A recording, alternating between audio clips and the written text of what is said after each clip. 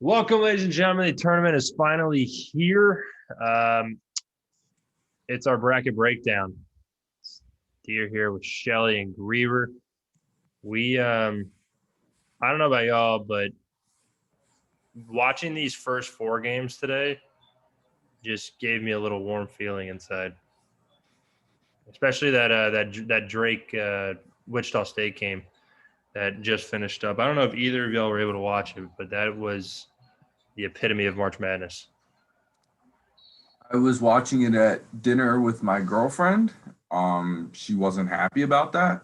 Uh, Did you have it it on was the supposed. phone? Did you have it on the phone beside No, the table? there's some TVs, and we do this thing where whenever we walk in that restaurant, there's TVs. She asked me where I want to sit, so I get to choose which angle I get to Well, take. so it's on her then. But Yeah. no, I mean, but she knows that if I don't do that, then I'm just gonna be breaking my neck the whole game, the whole time at dinner. So she's a decent sport about it, but it's the only time that we've really been able to go out.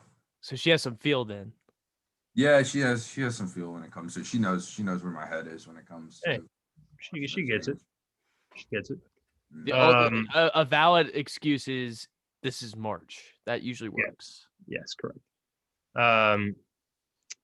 To sum up that game, Drake was putting on probably the worst NCAA tournament offensive performance through the first 29 minutes of the game. That's not true. There was one performance that was worse, but we will not speak of that. Are we talking about UVA versus? Ah. It really only took us about 2 minutes to bring that up in this, and I thought it was going to be about half the episode, but here we are, 2 minutes into this. Okay, let me get out in front. This one team from this weird county of Baltimore decided that was a year ago or 2 years ago yesterday was going to be the night where they decided to shoot the lights out and didn't miss a single three-pointer. Yeah, whatever. Villanova ended up winning that tournament. People forget about that. An electric Final Four with Kansas, Loyola, Chicago. That people don't talk about that enough. They just seem so wrapped up about one game. But I digress. But actually, no. Drake was 100% putting up a worse offensive performance than that. They had 23 points through 29 minutes of a basketball game today.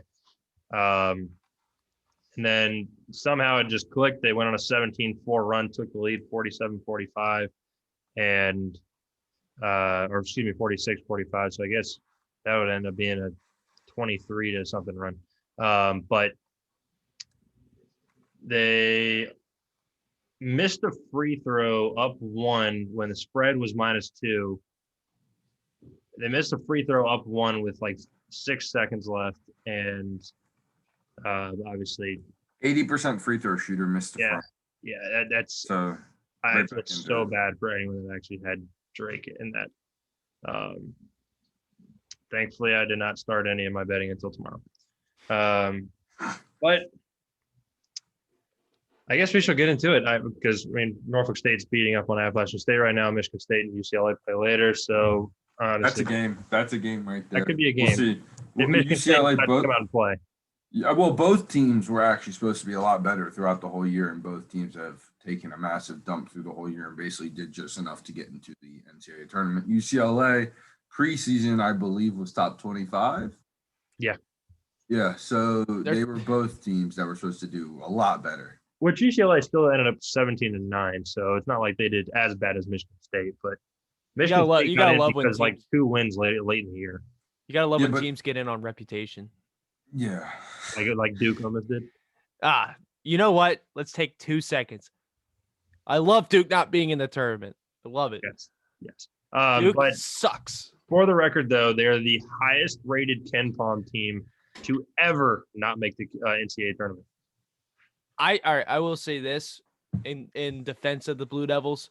They still shouldn't have made the tournament, but still. Yeah, but they left a lot on the table by the COVID situation in the ACC tournament. Who knows? Maybe they possibly win it, get that at-large bid. But you know what? Coach K sitting at home for the first time in our lifetime, and suck it. That is what I have to say to all Duke fans. You deserve this. Yes. No one deserves what happened this year. That is fair. Duke does. All right, are we ready to jump into it? Yep. All right, so we're basically going to leave out the 116, 215 matchups out of this. We're going to break down the first round of play. Well, I want to mention something about that though. Okay.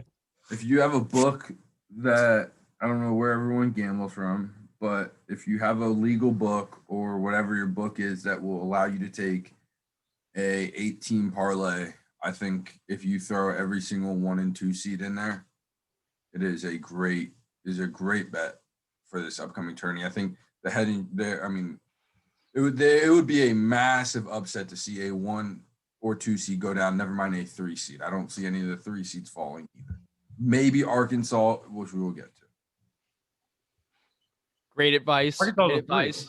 Wait, yeah. Oh yeah, Arkansas is a 3, right? Yes. Yeah.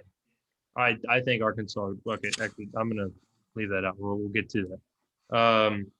But that is actually good to know there, Zach.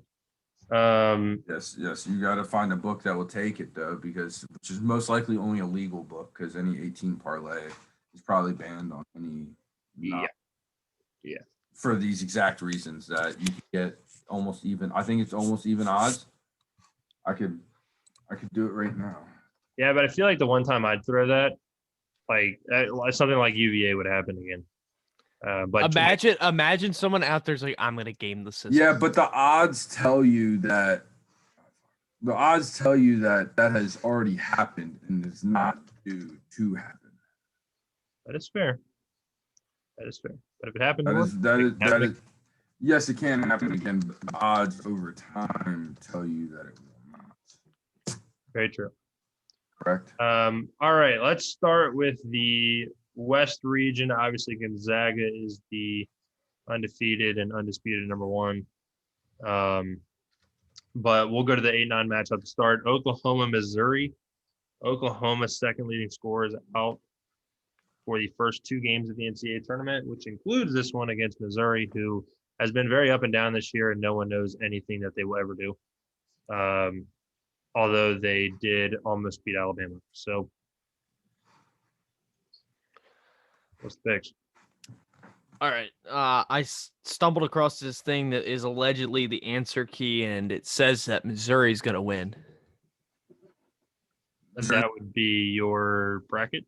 I'm not calling it my bracket. I'm just telling you what it's entitled. Okay.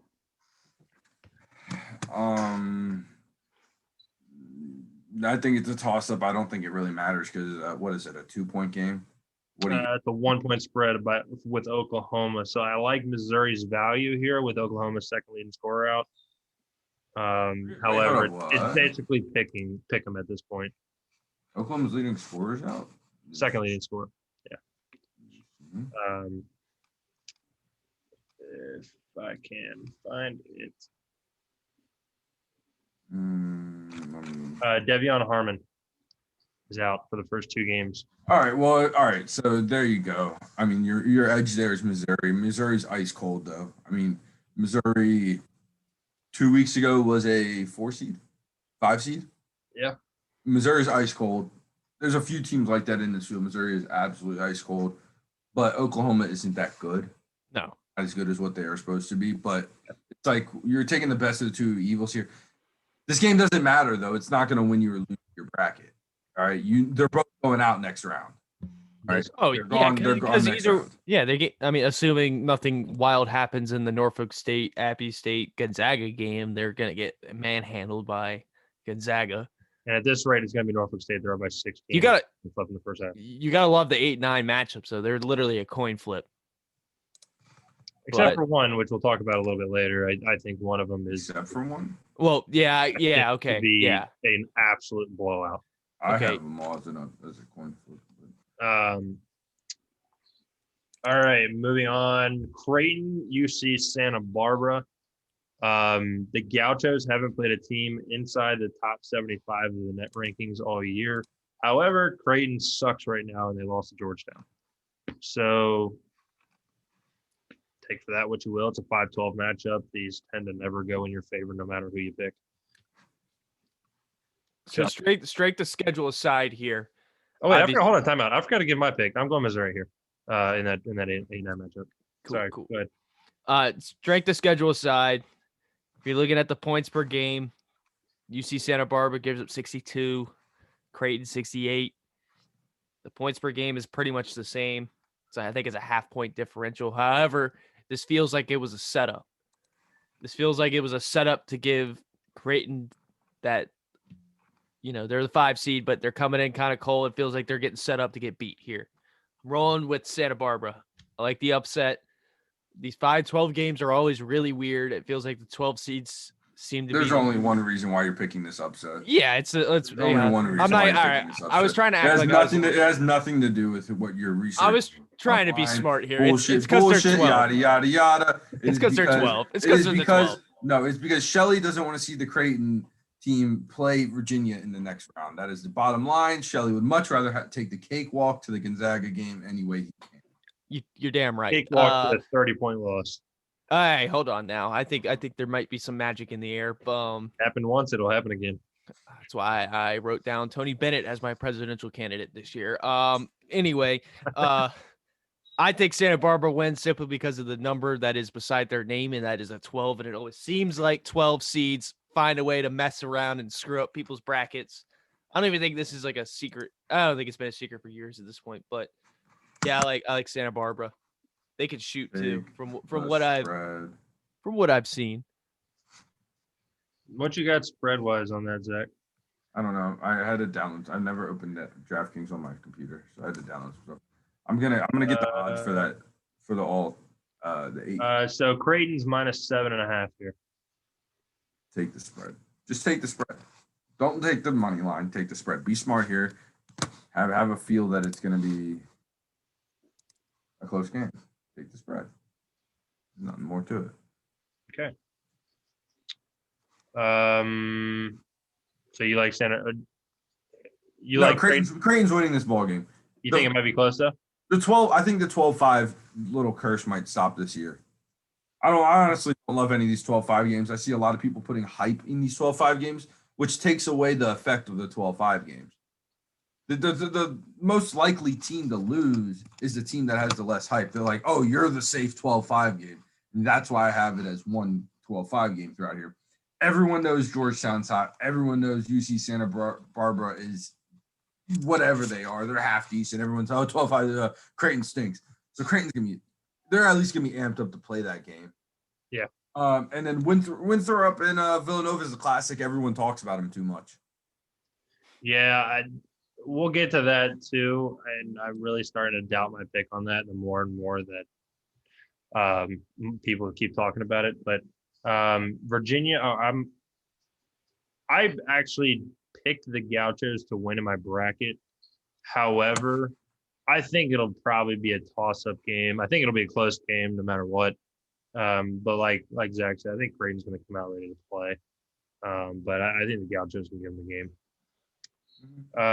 Virginia, Ohio. This is an interesting one because Virginia doesn't get to Indianapolis until Friday.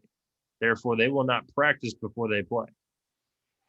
Therefore, Ohio will have practiced, I believe, 4 times before playing Virginia. And UVA is already at a snail's pace on offense, and they will probably be at even more of a snail's pace. Do you practice before you go on the road in the regular season, Brian? No, but when going to something like this, you got to realize, though, that you have a travel day on Friday. So they won't get to practice at all on Friday. You usually get to practice on like the day before you play a road game. Okay, what's good about Ohio? I know nothing. I'm picking Virginia. I don't know anything about Ohio. Ohio has someone I think that drops 30 points per game. I forget it. Incorrect. The leading scorer this year dropped 26. Oh, Virginia, my bad. 26 a game compared to 30. All right, I'm pretty fucking close. Oral Roberts, the leading scorer. What's Virginia good at doing? What's the one thing Virginia can do?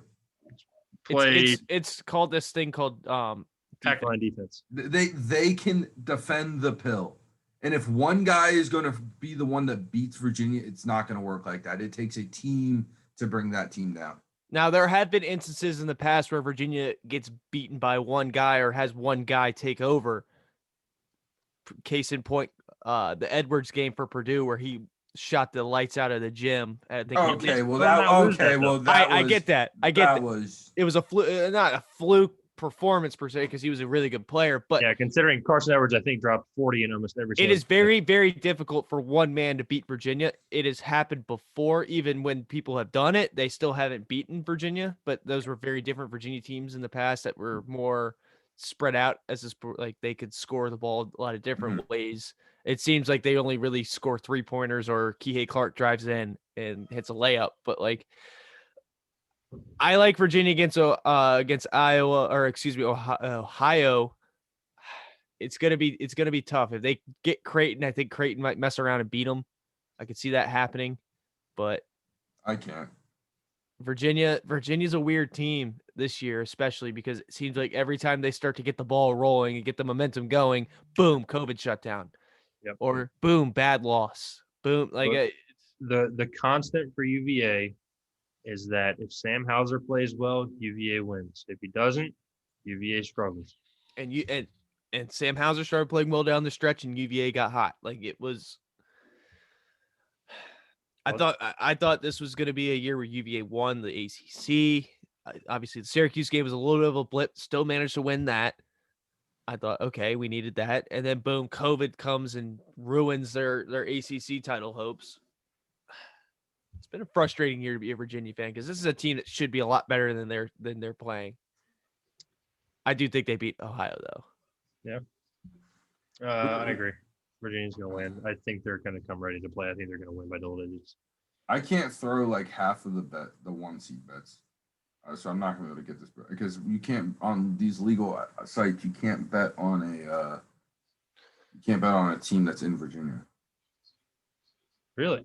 When you're located in Virginia. I didn't know that. Yeah, so you can't bet on UVA or Virginia Tech or Norfolk State. Or Liberty. Yeah. Or Liberty, which covers, I think. Or VCU. Yeah, or VCU. How about 5 teams in the tournament from the Commonwealth? People don't talk about Virginia being a basketball state. Man, we have some of the biggest upsets in the history of sports. Yeah, like that one time that UVA beating Kansas by 10 en route to the Final Four. That one time UVA lost to Chaminade in Hawaii.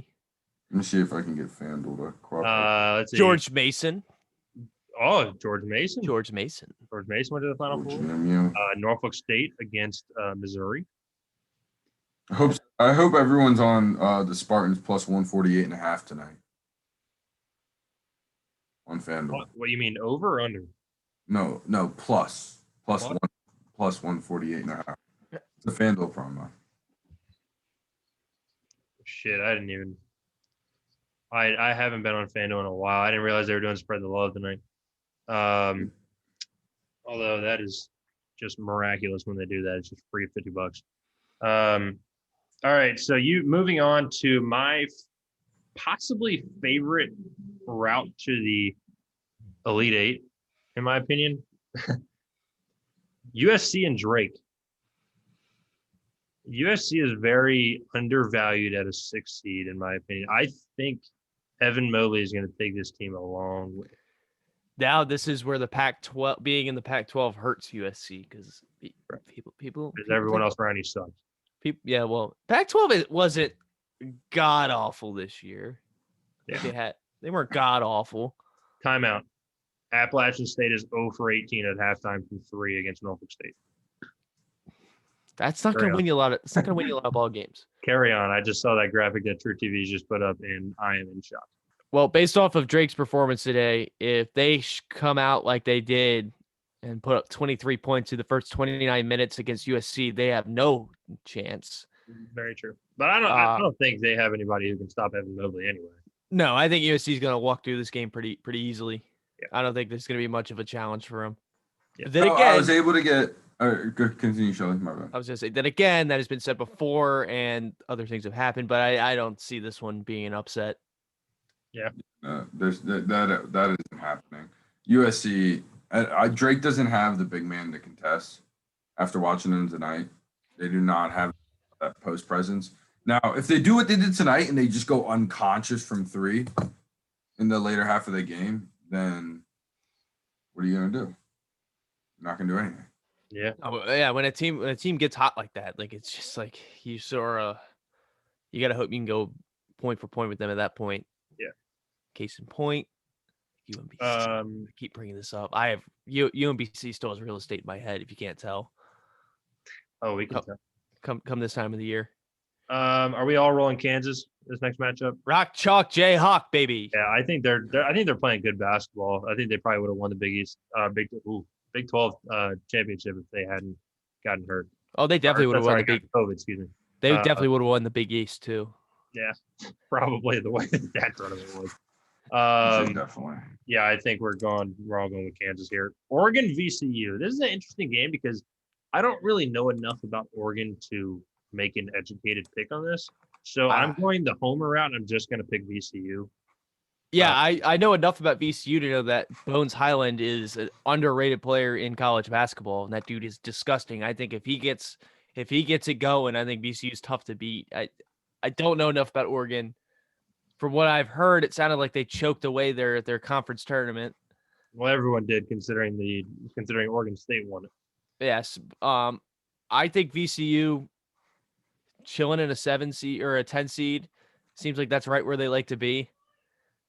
Give me the Rams from Virginia Commonwealth. All right. And obviously Iowa wins that. Give me the Elite Eight here in this. Who's the final two teams in this region? Coming out of here, your Elite Eight? Yeah. I got Gonzaga. I'm looking at my main bracket. I'm in 3 tournaments. I got one that's worth a lot of money, one that's worth a little less money, and then one that's worth less money. And my main bracket. So this year you look at the brackets and you're not confident. There's no way you can possibly submit a bracket with all 4 1 seeds in the Final Four and be like, oh yeah, like this is gonna happen. This is a year's. So you're not confident. Yeah. When chalk should win out here, you look at these teams and you're like, wow, the top 8 teams in basketball are a lot better than the rest of the field, and for the majority. And so my Elite Eight on this one is just Gonzaga, Creighton, Kansas, Iowa. That's Sweet 16, brother. Elite Oh, Eight. it is. Oh, Who are the final 2 teams in this region? oh, Gonzaga, Iowa. Yeah, I'm the same here. I think when Jack Nungy gets hot, I don't think Iowa is a team that can be beaten. But Jack Nungy's out. Again, when Jack Nungy gets hot, doesn't matter if he's playing or not. He's tough to beat. He's hot on the bench. All right. His last 3 years in school, he's led the Big Ten in, morale. Yeah. This year, that's always a good stat to lead in. This year, as the best player of the team, he got to show what was up. And, he makes everyone around him a little bit better. Like Luka Garza doesn't win Player of the Year again if it wasn't for Jack Nungy. Like you can make that point. No, but in all seriousness, so like it's tough to not pick those two teams. Tough to not take chalk. It's tough to not take chalk all around the board this year. Which is really scary. Yeah, well, and it's why I have no confidence in my bracket. No one does. That's why I could have gotten in like 5 or 6 pools. I got texted about a bunch. I was like, dude, like I could wager over $150 on this, but I don't have a single. Every year I've done this, I've made one bracket. I believe I've been a one bracket guy in all pools I do. I'm like, this is the bracket. I have confidence. I have faith. Like I got my upsets. I love my teams that are hot. Here we go. We're going to go win this fucker. And it worked out the year of the UVA. I won so much money that year because I just had one bracket and it was really good. And who was your national champion? Obviously, you probably picked UVA, but I picked UVA. I forget who was. I think I picked the championship right. I had that Final Four right, and I won a T-shirt, and I was pretty excited. Nice. That was the only year I've ever felt confident, though. And this year, I have no confidence, and I'll be very open about that. Yeah. Brian, read out who's your Elite Eight? I mean, we're not changing. I have Gonzaga, USC. All right. I think USC is going to get hot, and I honestly think so. I think Kansas, being COVID-ridden right now, is going to come out a little bit rusty. I think they'll play Eastern Washington well. I think they'll win by probably double digits. But I think Evan Mobley's just going to get hot, and I think they're going to get through Kansas in probably a close game. And then I think Iowa's just going to go stone cold. Like basically what the second half of the season did to them. are a good basketball team. Don't get me wrong. Iowa's going to shoot a lot, but Evan Mobley will be on Luka Garza, and Luka Garza is the hardest player to defend in college basketball. So excuse the dog barking. But if Evan Mobley can shut down Luka Garza at least a little bit, USC can make a run. What about Luka Garza shutting down Evan Mobley? I don't know if Luka Garza isn't that worse? I don't know if he's fast enough. Bro, he's a massive human being. Sure, but he's not fast enough. He can move down in the paint though, so like he doesn't move the best going from coast to coast, but when he gets down there, he's pretty tough to get around. That's a big body to try to get baskets on. I mean, I think he can limit what he could do. I don't think he could go ahead and shut him down, just as I don't think anybody can really truly shut down Luka Garza. Like he'll still find ways to get points. He'll still find ways to make stuff happen. Yeah. It's gonna come down to what like Bohannon does from behind the arc. Like if the guards aren't knocking down threes for Iowa, they're not gonna win. Well, that's bottom line for the whole tournament. Plain and simple. If Iowa can't figure out their guards knocking down threes ever again, they're not gonna win. Correct. But if they get hot, this team's beating. Oh, exactly. But I'm banking on them not being hot. I think they're going to run through VCU or Oregon, and that's not even going to be close. I think they have the easiest route for the Sweet 16 out of basically anyone. Yeah. I mean, you're not. No, Gonzaga's no. Actually, who the hell on Oregon or VCU is going to guard Luka Garza? Dude, Oregon's so bad. Oregon is so bad. Okay, I've watched Oregon 3 times, and every time I watch them, I was like, this team's not making the tournament, right? Yeah. Is it also 7 seed? Yeah. I think VCU got the best 7-10 matchup they could have ever asked for. Basically. It sounds like old Phil Knight probably paid a nice little sum of money to the old NCAA to get But we know what VCU is going to do, okay? You can't bet on VCU because you know what they're going to do. They're going to go up by 10, and then they're going to go cold for 12 minutes out of the game. And they're going to find a way to make it a disgusting game down the stretch. They do it every time it's a big game. Yeah. VCU can't win handily. That's why they're not going to – that's why just don't go far. It's just the way it is. Yeah. VCU although VCU is going to go as far as Bones takes them. So if Bones is going to try to drop 30 a night in the NCAA tournament, they could actually somehow make it run. Well, VCU needs to shoot. If it comes down to VCU shooting free throws, it's over. Like they're losing. And VCU is actually a good free throw shooting team for the first time that I've ever watched this year at 77%. And you got to think VCU is top 10 in the nation in steals and blocks. They're going to disrupt you on the defensive end, but for the love of God, if they can shoot, they might actually do something. Yeah. They shoot 32% from 3. That's god awful. All right, I just want to hear something real quick. Run around. Give me your Elite 8. Give me your full Elite 8. All righty. Full Elite 8. Shelly, you go ahead. All right, I got Zaga, Iowa, Florida State, Texas, Baylor, Ohio State, Illinois, West Virginia. Okay, well, Shelly has my exact Elite 8, so that's Shelly has my exact Elite 8. Great minds think alike, Greber. That's fantastic. I mean, all right, my Elite 8: Gonzaga, USC, Florida State, Alabama, Baylor, Ohio State, Oklahoma State, West Virginia. I'm basically banking on the one guy taking your team to the Elite 8. The team I do like a lot that you mentioned is Alabama, because the way that pace of offense that they have is nuts. Nate Oates, they shoot like, I think they shoot like 40% of their shots are threes or something like that. Yeah, but it might be even more than that. Like it's a lot of their shots. It's a ride or die offense. Like if it's hot, it's hot. If it gets cold though, they will lose games. However, watch out for my Iona Gales in that 215 matchup. Brian, are you taking St. Bonnie over LSU? I am not. LSU is hot right now. Okay. But so is St. Bonaventure. St. Bonaventure protects the rim, so those two coaches actually know each other really well. Schmidt and Will Wade both coach against each other in the A10. However, LSU loves to run, and if St. Bonaventure can't slow it down, they're never going to win a game in the 80s. This game is going to have to be in the 60s or low 70s for St. Bonaventure to have a chance. Okay. So I don't need to really talk about that. I think Brian knows the most about these two teams. This is right down his alley. All right, Brian, just to give you a frame of reference here about your St. Bonaventure's pick. All right. So in the last 40 years, so from 78 to now, they've made the tournament 5 times. Correct.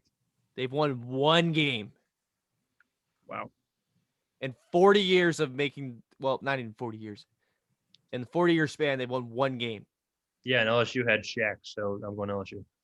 Yeah. And they also have Will Wade, the Cowboy. And if he escapes the FBI, he can escape a 8-9 matchup. I'm just saying, I would love to see Will Wade and Rick Pitino match up simply because it'd be the 2 most slime ball coaches in all of college basketball. Like, I would love that. And maybe if Arizona was good and decided they wanted, to actually play good basketball, they'd make the tournament and there's Sean Miller in the mix. Yeah. And he is actually, quite honestly, the sweatiest guy in college basketball. So, slime ball, sweaty guy. Like, I feel like that would be excellent television. That's the way it goes. All right, so we're on to the next 12-5, right? Yep, Colorado, Georgetown. I'm gonna take Colorado. I've flipped and flopped between this game the entire time because I don't know if Georgetown's going to stay hot. But Colorado, their offensive efficiency is incredible. So it's the matter of if their defense will stop Georgetown. But I don't know. I'm going to take Colorado now. I literally just switched that about 15 seconds ago. There's something crazy when it comes to this time of the year with momentum, and it's not a quantifiable thing per se, but it seems like something Patrick Ewing is doing or saying, or maybe not doing and not saying. Like getting security checked at MSG. That was funny, but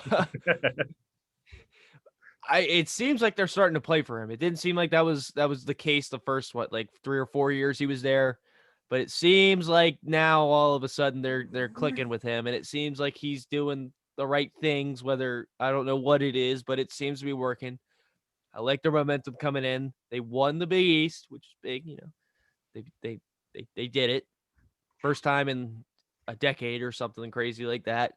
They made the tournament for the first time in 5 years. I don't think it's going to be a quick one in barbecue. I think they're going to make some noise. I think they're going to win against Colorado, but I don't see them going further than the second round. Yeah, I'm right with you. I don't think they're beating Florida State. No. I do think it'd be cool if they could get that win, but being realistic, I don't see them going very far. Yeah. How much does this game matter? It really doesn't. It doesn't. Florida State doesn't. Steamroll. It doesn't. It doesn't. You look at the matchup next round against Florida State, and neither team can match up. I mean, Florida State's way too tall and lanky to even. Yeah, exactly. And Colorado has a chance. Florida State's a Final Four team with how they're built. You just got to shoot the ball. They're a wagon if they actually just make shots. Exactly, and they're playing a really favorable gym. That gym that they're playing in is a really favorable gym to go make shots on. Well, there we go. They're playing in that close. Have you looked at? Did you watch the Texas Southern game? It's like a high school arena. Shooters love that close background. Shooters love a nice little close background. Which bracket is it? The Midwest or South? Or no, it wouldn't be the South. It might be. Is it the Midwest or South that are playing in the big ass arena that's going to have the black background? I think it's the South. I don't know. There's one arena that's huge, right? They're playing in one field house that's huge, right? It would probably be Hinkle would be my guess. It would probably be Butler Stadium. Hinkle's are pretty big. Well. So there's I was reading something. There's Insurance, which I don't think that's a big stadium. That's IUPUI Stadium. There's Hinkle. Then maybe not. Maybe not. I don't think they get to Lucas Oil until the Final Four. Okay. No. They play. Yeah. They do play Lucas Oil in the Final Four. Yeah, you're right. Okay, so maybe I'm just spewing bullshit then. So that doesn't matter anymore. Yeah. I will say Florida State next. I will say Leonard Hamilton, most underrated coach in college basketball. I feel like he always has very good recruiter, in my opinion. I feel like he always has really, really good teams. Obviously, he's not been able to get over the hump at Florida State, but he gets over the hump. He gets over the hump right now. That team's hungry. That team, I'm calling it. He gets over the hump right now. Especially they got a blessed ass bracket with Michigan with Livers being out. Yeah, I Have to think deal with their biggest threat. The only person on that Michigan team that really bodies up well is Livers and Dickinson. no Warner. Well, yeah, of course Dickinson's going to match up with the seven. You talking about Wagner? Wagner. Yeah. Wagner's they're the only lengthy long people on the outside that could really depend. You take away, you got to remember Florida State's 10 deep. You take away Livers, and I don't think they can defend. Yeah, they can defend Florida State for 2 halves. Yeah. I don't. Livers is out for the entire NCAA tournament per Juwan Howard. So that stinks. That sucks. That just sucks. That's tough. You look at that Michigan team, you're like, wow, like this. If there was a year with Michigan healthy, if there was a year that all 4 1 seeds would make the Final Four, it would have been this year. Yeah. If Michigan was completely healthy, but like they could drop to LSU. Let's be honest. If LSU makes it, they could drop to LSU on a running and gunning game because they don't have Livers to make those big shots. Yeah. It doesn't. The matchup still doesn't favor LSU by any means, but. Livers is the second best player on that team. Yeah. Dickinson became the best player on that team because of the way he controlled the game down there for Michigan. Always. I mean, being 7-1 helps that. Now you're asking Wagner to go shoot 60% from the field. I mean, basically. That's a tough task for anybody, though. Yeah. Yeah, unless you're on Baylor where you would get like 3 guys to do it. But all right. Is anyone here picking BYU if Michigan State wins? No, but Egbers loves the Mormons. Of course he does. Cousin Egbers. I'm picking BYU if UCLA wins, though. Yeah. UCLA is a letdown school. I think that if Michigan State beats UCLA, that means they're going to be hot, and that Izzo's got his shit rolling in March again. Yeah. Although I think Michigan State wins. If Michigan State beats UCLA, they beat BYU, but BYU wins if UCLA beats Michigan State. Hot take, I think Michigan State playing a playing game is better for Michigan State. Probably. They get a little something under the belt. Yep. And they were going to be a low seed and have to face an arguably better team coming in. Yep. So if they get rolling, you know how Michigan State can get when they get rolling. And that scares you when you go to that Texas matchup. No, this bracket's boring. There's one good game, Maryland UConn. Maryland would be a really good game. Turgeon the whole year has LSU State automatically going to be a good game. Don't sleep on it. Don't sleep on Dan Hurley's squad though. Don't sleep on Dan Hurley's last squad. time they were a 7 seed. Magic happened. I do want to point out. I get Tom Izzo is a great coach, but the man hasn't won jack diddly shit in 21 years. Correct. So I feel like college basketball is a weird thing where guys are great, like Jim Boeheim, like Tom Izzo, but they really don't win a whole lot. The only one that really does is Coach K, and I guess Roy Williams. So Roy Williams had his fair share. All right, so Texas, I think we all roll in Texas in this one. I don't think Abilene Christian is going to beat them. Yeah, Texas is in our Elite Eight. Yeah. I'm going Maryland against UConn. So I don't think UConn is going to be good enough here. Turgeon's been really good off of breaks all year. Turgeon has I'm a biggest Turgeon hater there is, but he has prepared this team. They have played first halves this year better than they ever have, and that comes pure off preparation. Second half comes off your players playing. First half is preparation. Yeah, and they have controlled the first half of games. And I think they get a lead against UConn, and I don't think they look back for the first time in ever. Yeah, I think they're going to be hot. I'm rolling with UConn because they're going up against a Mark Turgeon team, and Mark Turgeon is bad at his job. I think that's a pretty fair point to make. Yeah. I think UConn is. I do think UConn is a program though, where the momentum is going in the right direction in the long run. Like this year, obviously they're not really going to do anything unless something crazy happens, but they're trending in the right direction. They'd have to get hot without any good players. I think supposed to be good this year aren't that great. I think in 2 to 3 years, this is going to be a team that's going to be causing some problems. I agree. Yeah. Oddly enough, I think this is the 2-15 matchup that has the most dangerous potential. Correct. I'm not saying this because I'm going to Iona next year. I'm saying this because I think if Alabama doesn't hit their threes when they shoot 45% of their shots from 3-point land. They're losing a basketball game. I don't like Slick Rick in an underdog role. Yeah. He is, as a coach, he is very dangerous. And Isaiah Ross averages 22 points a game for Iona. So if he can take over, it could be something. I believe this is Iona's 5th straight trip to the big dance. Is it? Yeah, they've been in it for No, Fairfield's been from their conference a couple times. But all right, moving on to the South. I think this is the biggest blowout of an 8-9 matchup that we will see. I think UNC is going to win this game by 20. Yeah, Wisconsin is struggling going into this. And I think UNC is wildly underrated. I think they're a very good basketball team that just happened to have some mishaps early in the year. And obviously ran into a buzzsaw Florida State. I have UNC in my bracket winning this game, but if I'm not mistaken, there was a time and place where Wisconsin was a top 10 team to start the year, if I'm not mistaken, right? And then they just stopped. Wisconsin hasn't won a upper half of the Big Ten game in over a month, I believe. Yeah, here we go. So they lost to Michigan twice, lost to Illinois twice. They did beat Loyola Chicago, who's an 8 seed. Lost to Iowa 3 times, lost to Ohio State, lost to Purdue, and then split with Maryland. So in the top of their conference, they won 1 game. Yeah, and that's the whole season. But over the They're getting blown out. Yeah, but over the last month, they didn't win a single good game. However, UNC really didn't help themselves either. If we're talking like that, they beat Florida State once, but lost twice. Lost to Iowa, lost to Virginia, lost to Texas, lost to Clemson, lost to Georgia Tech, beat Virginia Tech, and beat Duke twice. So these two teams, but given UNC went through a really rough stretch, but towards the end of the season, they were getting hot. I feel bad for 8-9 teams this year. I think momentum, though. I think when you make picks like this, like 8-9, I think momentum is everything. Yeah, 8-9 teams are going to get blown out in the round of 32. Yeah, well, yeah. You say that, but I feel like this UNC could make a run.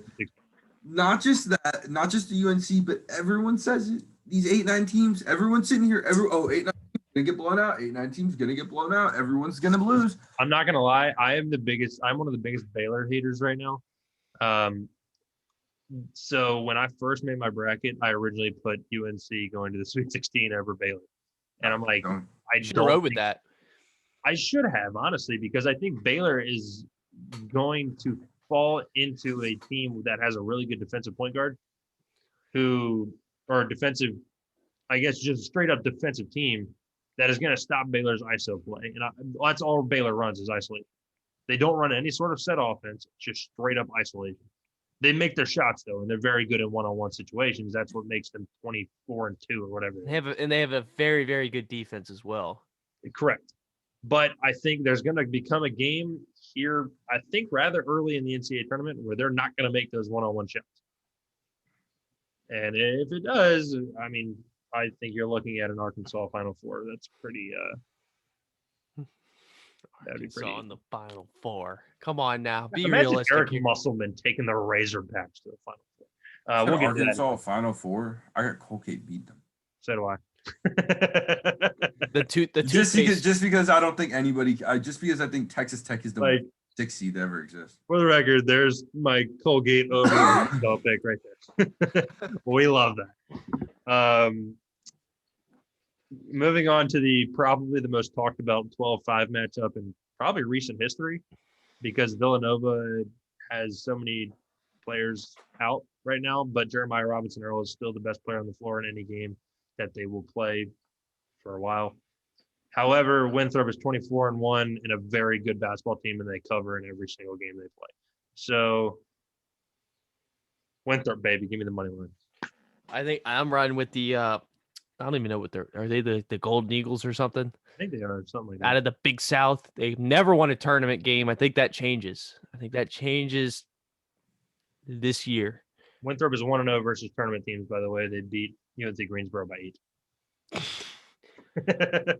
You know what's funny about UNC team that I have on Winthrop? The only thing that's actually relevant about UNC Greensboro is that their arena is where the ACC tournament is played. That is it. Greensboro Coliseum. But yeah. I actually have Winthrop beating Purdue in the round of 32 as well. Ooh. I think the You're boys out get of hot. you're out of your goddamn mind. You're out of don't go stupid. Don't believe the hype. Winthrop goes down in a blaze of fury here. They lose by 10. All right. This I game can't is wait to be talked about wrong way about too this, too. this Like- game is talked about way too much. Jay Wright has the coaching experience in the tournament.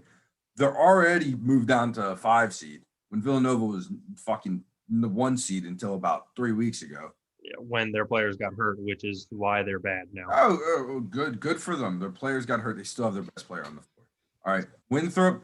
We're talking small school basketball right here. Winthrop isn't going to be able to stop shit. Villanova is going to steamroll them, and everyone's going to overthink this. If it happens on a 12-5, it isn't going to be this game. I'm calling that right now. So Villanova is going to steamroll them. They're going to cover. Winthrop they're just overrated. Who do they play? You said they played one tournament team. This is correct. Good job. good Yeah, 24 yeah. Good job. 24-1 against fucking schools of the blind. Like, Dude, they play stalwarts like Longwood, yeah, they play, Presbyterian, The Big they South. play studs. Or not the Big Big studs. South. Throw the USC Citadel in there. Upstate. Is Yeah, that throw the South, or is Citadel that in the- there. I think they did play the Citadel. They play VMI too. Like let's get them all in there. Actually, Yeah. look, I think they do. Yeah. Oh, Citadel's never an easy team. They average like 95 points a game, Yes, they average 95 points a game, but they also give up on. and that's why they lose this game. Oh, Because dude, they're not they gonna be able to played. score 95 points. They played Campbell, great basketball school, Charleston Southern, Gardner Webb, Presbyterian, UNC Asheville, Radford. I mean, dude, that's a tough schedule. Don't get me wrong; it's hard to go. What is it? 24-1. 24-1, yeah. Hard to do. All right, you got to be a good team to do it. I will say, Are they?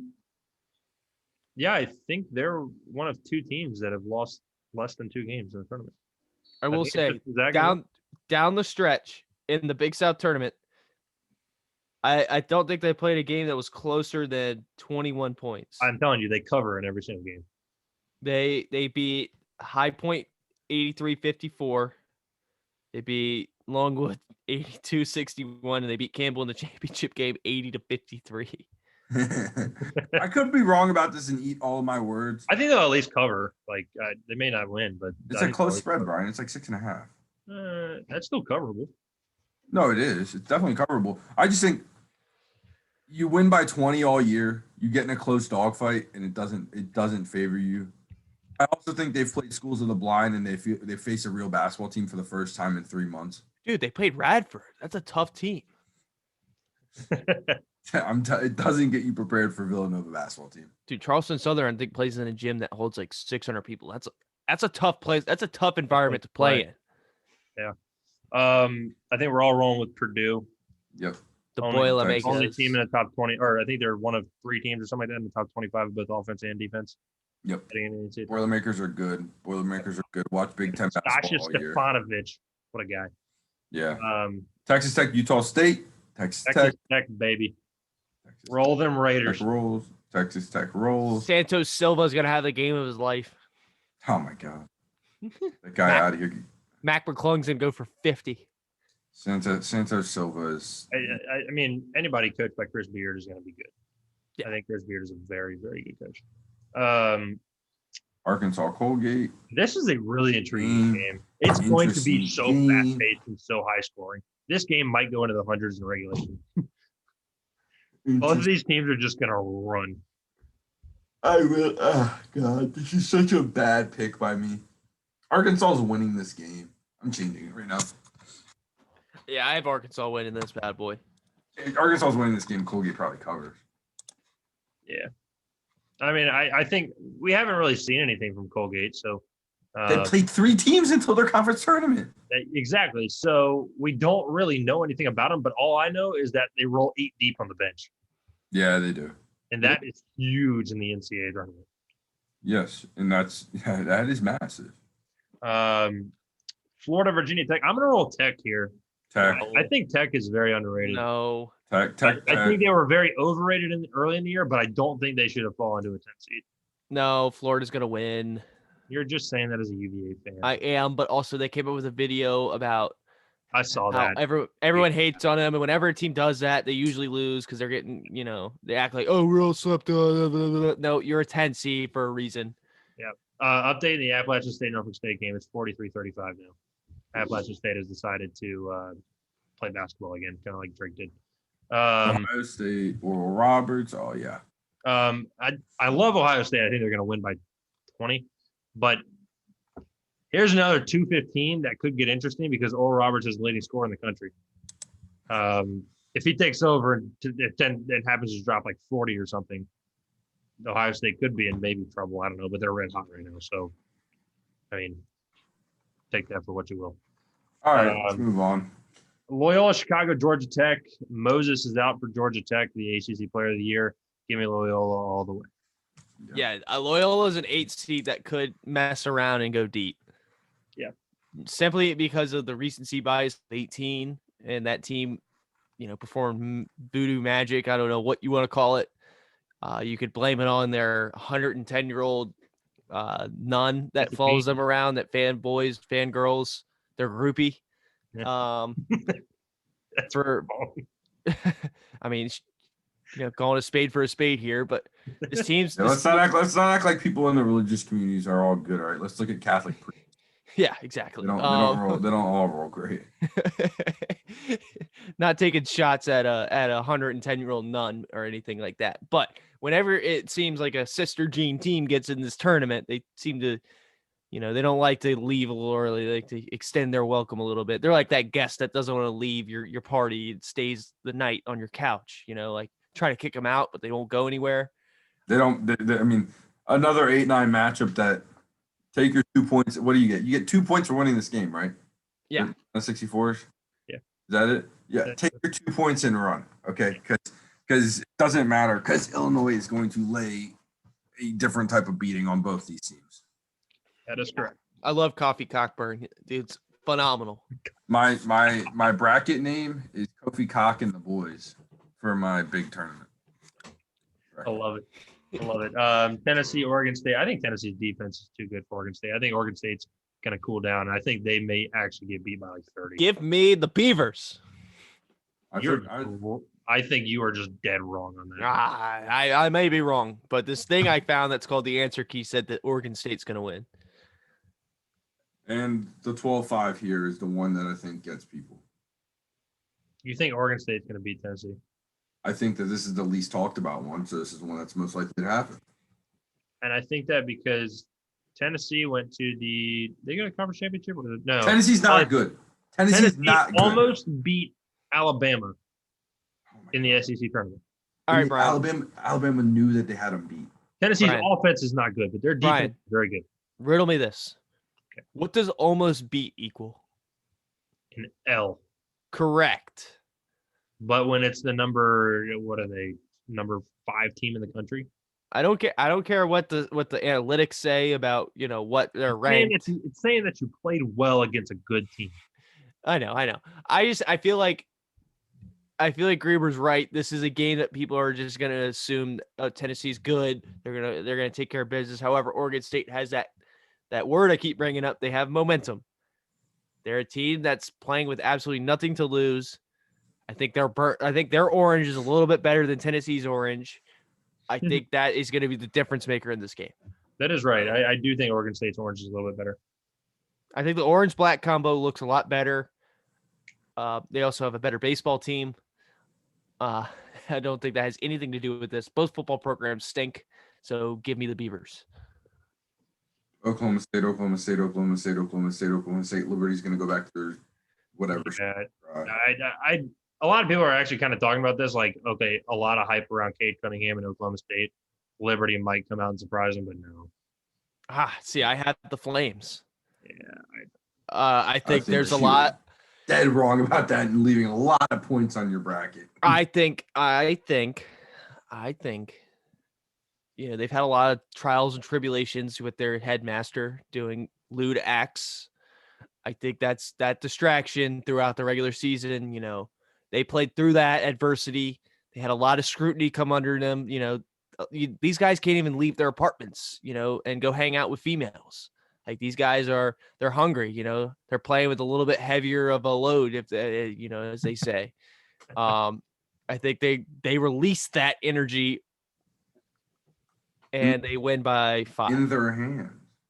Although I will say, Richie McKay is a phenomenal basketball coach. People do not talk about him a lot. He is. He when he was at Liberty in his first run, those were really good Liberty teams. And then went to UVA, learned the pack line defense from Tony Bennett, learned, among other things, how to win at a high level. And Liberty has been a very good basketball program since he's returned. Yeah. They're not to be slept on. 2019. They made a pretty decent run in the tournament when they had their backs against the wall. They're not a bad basketball team. I think they could shock a lot of people. All right, San Diego State, Syracuse. I've got San Diego State here. I don't think Syracuse will win this game. San Diego State is very good. I can't ride against my orange. You're going Q's? I'm going with the Q's. Q's, dude, they got semi-hot and played a shitty ACC schedule and somehow squeaked their way in. I think you're going to see Buddy Boeheim go wild. And I was listening to a podcast, and they were saying it's like watching 10U AAU basketball where the coach's kid gets to take all the shots that he wants. Like this is the epitome of daddy ball. It could be. I don't think we've ever seen daddy ball at this high of a level. Like obviously, like the KJ Hunter. I can't even remember who he played for, but I remember when he hit the game. Remember that TCU? Remember? Wait, who was the father son duo that won a couple tournament games? Oh, it might have been McDermott. Wait, who are we talking about here? No. The coach on a stool. Yeah, that was the Hunter. On a stool. That was I think that was KJ Hunter. Was that it? Hit the game winner in front of his dad, who had a broken leg.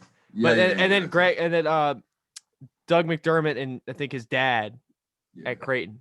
Yeah, but I don't know. I honestly made this pick because I told my friend I was gonna ride with the Qs because he's a Qs fan. I hope they win. I've got some ties to the area. Yeah. But other than that, not a big Jim Boeheim fan, if I'm being honest. I think it's time for him to go. If we're being real, I think he overstays welcome a little bit.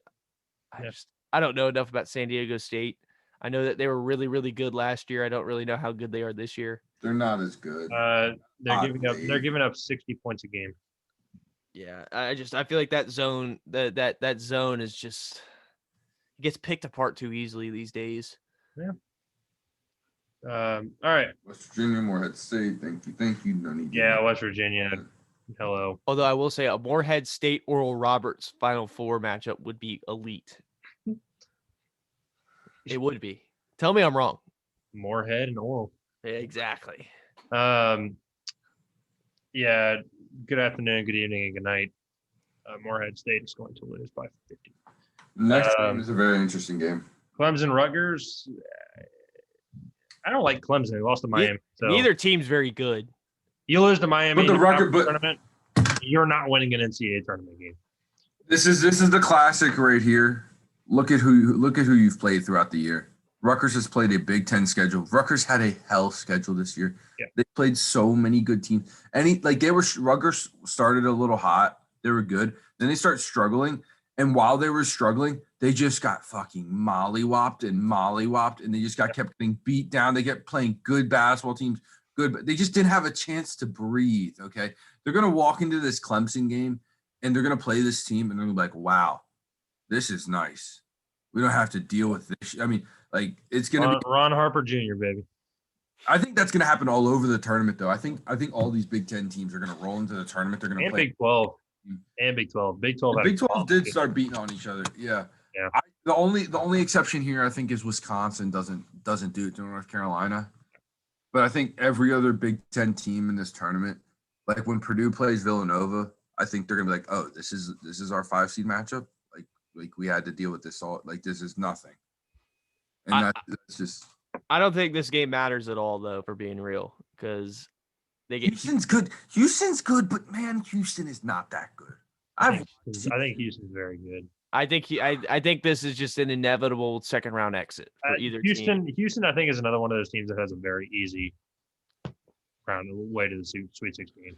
I don't think Clemson or Rutgers has any chance over Houston. Yeah, Clemson stinks. If we're being honest, like they had that momentum going into that UVA game, and then they got absolutely blown out. They got outclassed. They got bullied, and then they just have not really been the same team since. Now Rutgers, they also had momentum earlier in the year, but like Greber said, that Big 12 schedule that Big 10 schedule was a gauntlet. That was an absolute gauntlet. Basically, I think any Big 10 team that got cold, it was so hard to wake back up because you just kept you didn't have time to breathe. You were just looking for the Northwestern, you were looking for the Penn State, and even Penn State wasn't that bad. And you're just sitting here looking like, dude, can we breathe? Can we get a game where we can just roll out here and shoot the rock and shoot freely and not have to grind every possession away? And I think this Rutgers team breathes a little, and I think they make this Houston game a little closer just because of who they played all year. I think they go into this game, and I think that's an interesting game. I do not think it's a sleep game just because Rutgers has played great teams all year. Great teams. They haven't played good teams. They have played great teams all year. They played Purdue a lot. They played Maryland twice. Rutgers had to play a hell of a schedule this year. And it's going to show overall in all of the Big Ten teams this year. They're all going to show out in this tournament just because it's like what I've argued with our baseball schedule. We're not going to play anyone good. So when we get to the regionals and the championship, man, we haven't played anyone good. We haven't had to face adversity late in the season. These Big Ten teams, man, they're going into the tournament having to face adversity, all right? A tight game is nothing to these guys. They've played it all year, and I think that plays such a big hand in these tournament games. I just think these Big Ten teams roll. I think everyone besides Wisconsin, I think they roll. And I think you see what do I got right now? 1, 2, 3, 4, 5. 5 Big Ten teams in the what is it? Elite Eight? Yeah. Good. Good.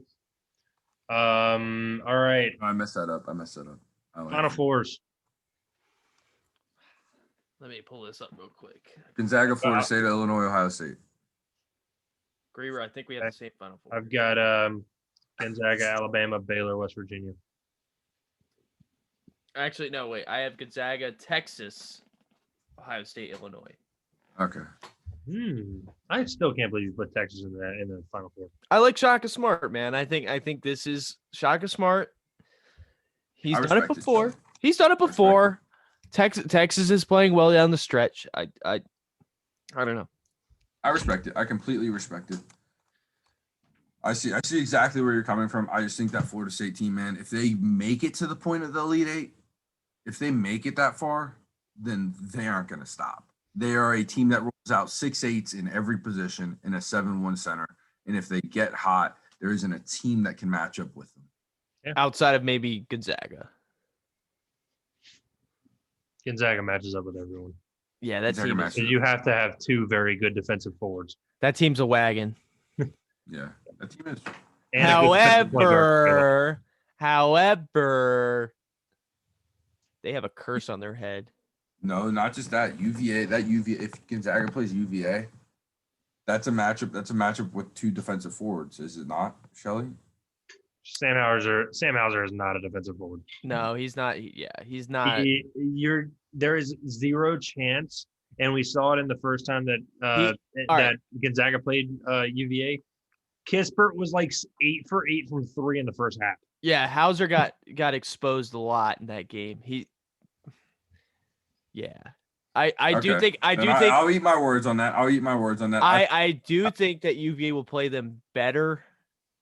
However, I think UVA plays them better than what Iowa would. I think UVA matches up a slightly better because they can shoot the 3 a little bit better. Yeah. But if K.A. Clark decides that he wants to be the hero and it's going to end up like a 30-point blowout like it did the last time he tried to do that. Yeah. National championships. Who we got? Can you give me your champ? I have Gonzaga taking on the Fighting Illini, and I have Cockburn and the Fighting Illini winning it all.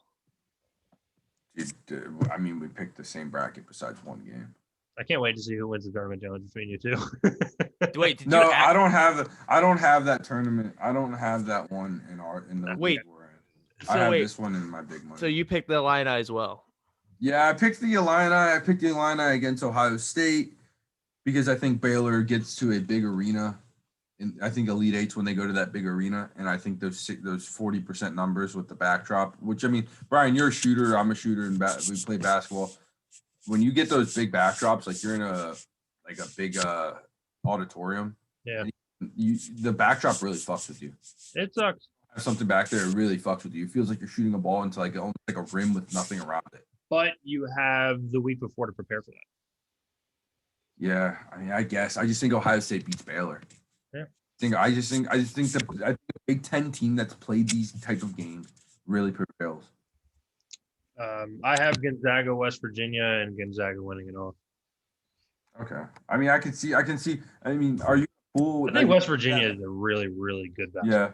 Yeah, so do I. But are you in a pool where you need that matchup where Gonzaga, Illinois isn't going to get it done if you don't pick all the games early? Are you in a big enough pool? I mean, no. Or is that just what you think? It's just honestly what I think. So I'm in one pool where I have Florida State winning the whole tournament, and it's a pool with I think we have over 50 people in it. But it's only a $10 pool. Okay. And I have in that Final Four, I have Florida State, Kansas, Baylor, Houston. And basically all it is just Kansas. If they make it to that Gonzaga game, they're going to be steaming. Yeah, steaming hot. Florida State, if they beat Michigan, that's going to be the game where it's like, whew, let's fucking go. Let's roll this bitch. And then I just put Houston in there because I didn't want to put the Fighting Illini. And it's not going to matter for me in this tournament because no one's going to have Florida State Baylor as the championship game. So if I get to that point, I consider it a win for me. So I just put Houston in there for fuck all kind of. But that's just kind of my upset bracket. I'm actually changing something right now. I'm taking Winthrop in that game. You guys arguments for Winthrop. So give me a team that is below a 9 seed, so in the bottom half of their selected region, that could make a run, say the Elite Eight, or make a Loyola Chicago run. So make a Final Four. Run. Final Four. It's hypothetical. Nobody from a 9 or below seed will probably make a Final Four this year. Yeah. Give me a hypothetical. I said it before, and I'll say it again. The top 10 teams in this tournament are so much better than the rest of the field that it just really stands out, in my opinion. So I don't know if that's even feasible, but Maryland is my 10 seed. Just because I didn't even think about that. That's actually smart. I think if they can slow the game down against Alabama, they have a chance. And then Texas, I'm going with the Trojans. Been preparing them well all year. Okay. And if you give me that, then Maryland could surprise you and knock off a Texas team. You never know. I mean, you're asking for a lot here because I just think the skill gap between those. I mean, even the top 4 seeds, right? You look around, all 4 seeds are like, wow, these are really good teams. Yeah. So 16 teams right there. I just think the skill gap between 4 and on is huge. I don't think we'll see. Yeah. I mean, we all have it the same way. It's tough. I'm gonna have to go. I'm gonna have to go with Michigan State. Okay. Yeah. I feel like they're a team, especially playing that first 4-in game where they can get their get it going earlier than everyone else. What's the score of that game right now? It is 10-10 currently. If they beat UCLA, obviously they have to do that first. But assuming they do, I feel like if they get the ball rolling earlier, I feel like that's going to play for them a little bit better than it would for obviously UCLA. Yeah, I agree. With Greber, I just don't feasibly see a top 4 seed losing or a 1 through 4 seed losing to a double-digit seed late. Yeah, I feel like if you get to that point, like those teams are just significantly better. Yeah. And in years past, it hasn't had that same feeling that it has this year. I think the recruiting is a lot different at the top now than it was back then. It was a little bit, not to say more balanced, but there's more. I think everyone sees what you're talking about here, Shelly. This isn't. Yeah. This isn't a surprise. No, and it is what it is. It's gonna make for a much more exciting Elite Eight through Final Four national championship. But I don't think these games Friday and Saturday are as exciting as what we've seen. And there will be teams that will get upset. Like that's just the nature of this beast. You might get a 6-11 upset. You'll probably have a couple 7-10s, 8-9. You won't see a matter. Yeah, you won't see a 13 through a 16 seed shock the world. Colgate. Outside of Liberty, maybe. Maybe I think Liberty Colgate is a long shot, dude. Everyone's saying Colgate. It's such a long shot. It is a long shot. It's such a long shot. However, I'm going to answer my own hypothetical question here with Colgate. I think if we're going to see a team do this, it's going to be a team like Colgate that hasn't played anybody this year and that really no one knows anything about. But the fact that they're 8 deep on the bench and they score a lot of points makes them a very hard team to beat in March. I agree with you 100% here, Brian. And if there's going to be a team to do that, it'd be a team that is 8 deep on the bench and scores a lot of points. Because that's the only way you're beating Arkansas. It's the only way you're beating Texas Tech. And then that's the only way you're beating either – I don't even remember who the heck is in their bracket. I think my upset bracket, this Florida State National Championship bracket, I want to be the bracket that wins. Because I don't want Gonzaga. I don't want Gonzaga, Michigan. I don't even know who the coming. The East bracket's obviously the most interesting with Michigan being hurt. Yeah. You're like, wow. And it's just the flat out the most stacked bracket. Yeah, it is. It is flat out. You do have the most teams that have a chance there between Bama, Texas, Florida State, Michigan, all 4 really good teams. Yeah. So you're just like, you don't know about that one, but then you go Illinois, Baylor, and Gonzaga. Even if Ohio State was in, it would feel like it's chalk, right? Yeah. Yeah. Ohio State's right on the border of that 1 seed. Like they were flirting with it all year. Yeah, Alabama also feels like chalk. I mean, no, Alabama. I would love. I mean, Alabama's out with Michigan. I mean, they're basically a 1 seed now with Michigan. Yeah, but I feel like Alabama doesn't have that feeling. They don't have that feeling that they're a scary team because of how prolific their offense can be. It's just now if they go cold, how are they going to score? Right. And obviously, defense wins championships, but offense will win you games. So, like, if you can't score, like, I don't know. That's my problem with Virginia this year, man. I really love Virginia about halfway through the year. I had Virginia winning the tournament.